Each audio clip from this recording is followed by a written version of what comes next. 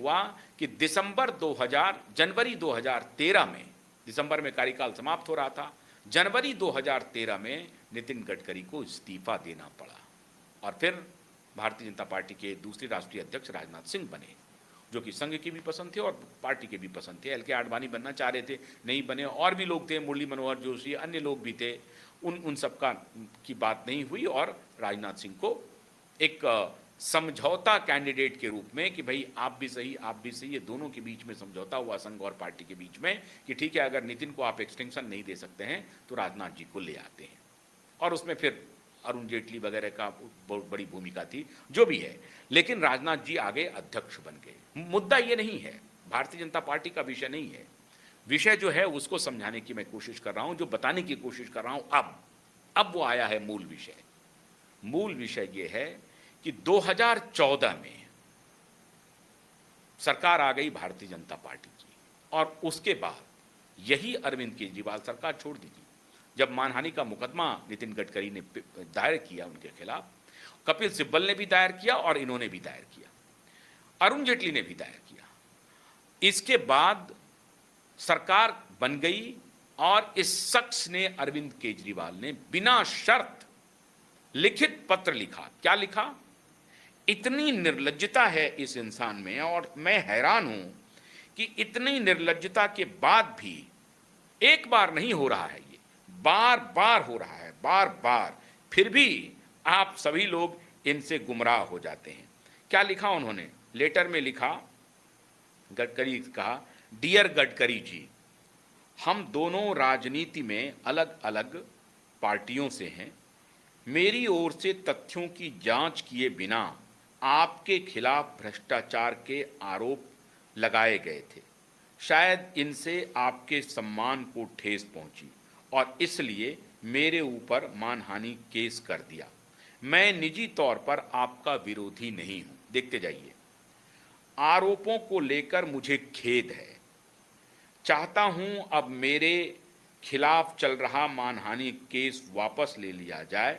मेरा सुझाव है कि हमें आपसी सहयोग दिखाते हुए अपनी ऊर्जा देश के लोगों की सेवा करने में लगानी चाहिए।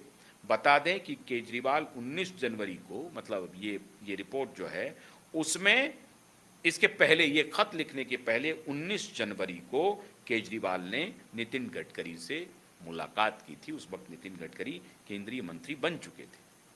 अब आप बताइए, 2012 नवंबर दिसंबर का कार्यकाल, इसमें इस तरह से झूठा आरोप जो कहीं टिक नहीं रहा था, सोशल मीडिया पर कैंपेन, मीडिया में कैंपेन, चारों तरफ जहां गडकरी जी दौड़े जा रहे हैं, मीडिया वाले कैमरा माइक लगा रहे हैं, पूर्ति के बारे में बताइए, पूर्ति के बारे में बताइए, पूर्ति के बारे में बताइए।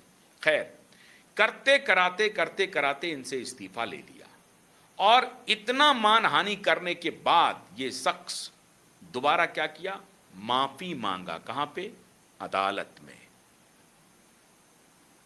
मिला जाकर के, बिना शर्त कहा कि हां, हमने बिना कोई फैक्ट के, बिना किसी आधार के हमने आपके ऊपर आरोप लगा दिए, इसका हमें खेद है। आप सोचिए, एक व्यक्ति को पूरी तरह से डिफेम किया, भ्रष्टाचारी साबित करने की कोशिश की, कोई तथ्य नहीं दे पाए, उसके बाद माफी मांगे अदालत में जाकर के, तब इनका केस वापस हुआ।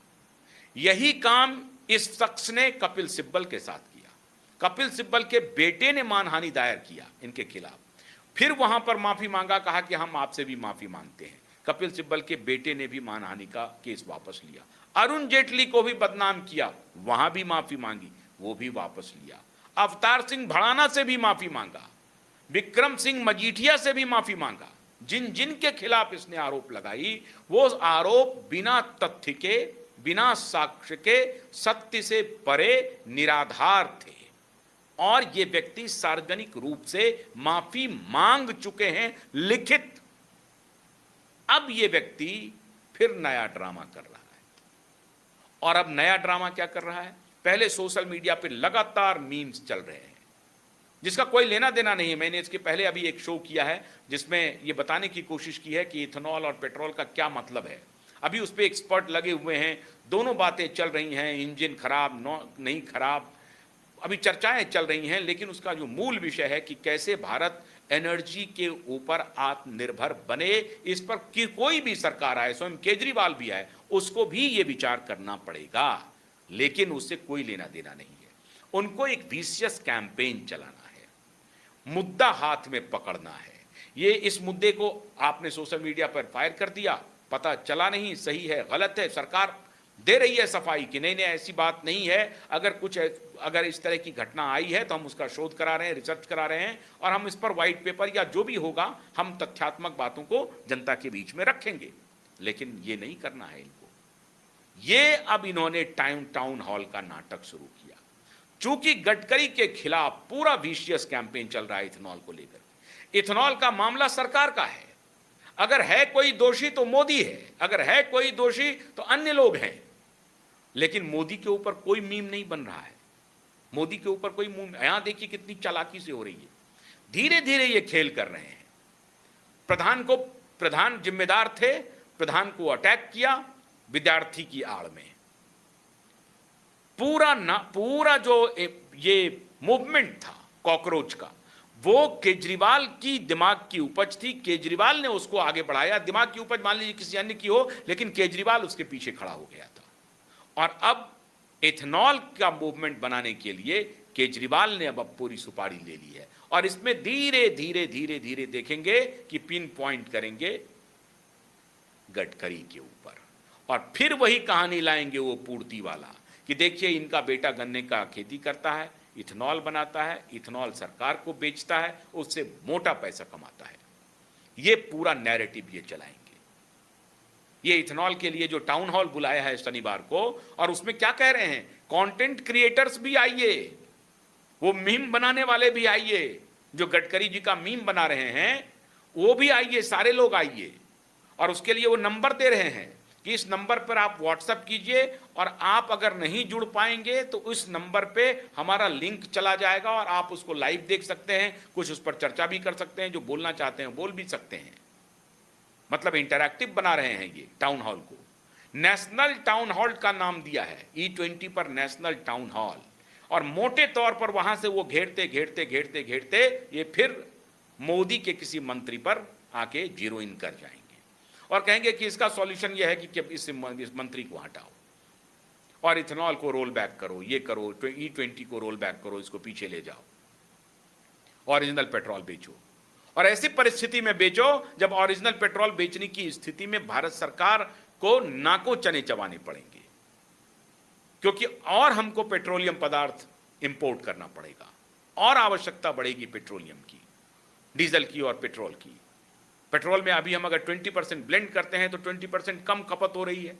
जाहिर है कि दूसरा पदार्थ हम उसमें मिला रहे हैं, लिक्विड मिला रहे हैं, तो दूसरी लिक्विड जो मिला रहे हैं तो वो लिक्विड कम हो रही है ना, ओरिजिनल जो है लिक्विड की डिमांड। अब वो कहेंगे कि उसको कम करो, इसको बढ़ाओ।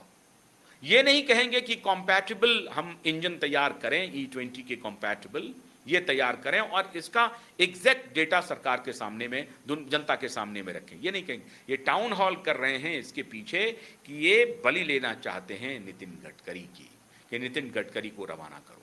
और इसीलिए ये कह रहे हैं अभी तो पहला विकेट गिरा है। ये कॉकरोच जो कह रहे थे ना, कभी तो पहला विकेट गिरा है, अब आप समझ रहे हैं। तो धीरे धीरे ये जीरोइन करेंगे और उसके बाद कहेंगे नितिन गडकरी के बारे में फैलाएंगे। और यही फैलाया था उन्होंने 2012 में, माफ़ी मांगी थी। फिर एक बार झूठ फैलाएंगे और कोशिश करेंगे कि नितिन गडकरी का इस्तीफा ले लिया जाए, जिम्मेदारी फिक्स कर दो। इन्होंने ही प्रचार किया है, मामला ये पूरे सरकार का है, लेकिन इन्होंने ही जो मीम चल रहा है उससे किसी न किसी को बदनामी हो, गाली गलौज करवाए। तो मोदी को तो गाली गलौज हो ही गया, अब नितिन गडकरी को गाली गलौज करो और इनकी भी बलि ले लो। लेकिन शायद इस बार केजरीवाल भूल कर रहे हैं।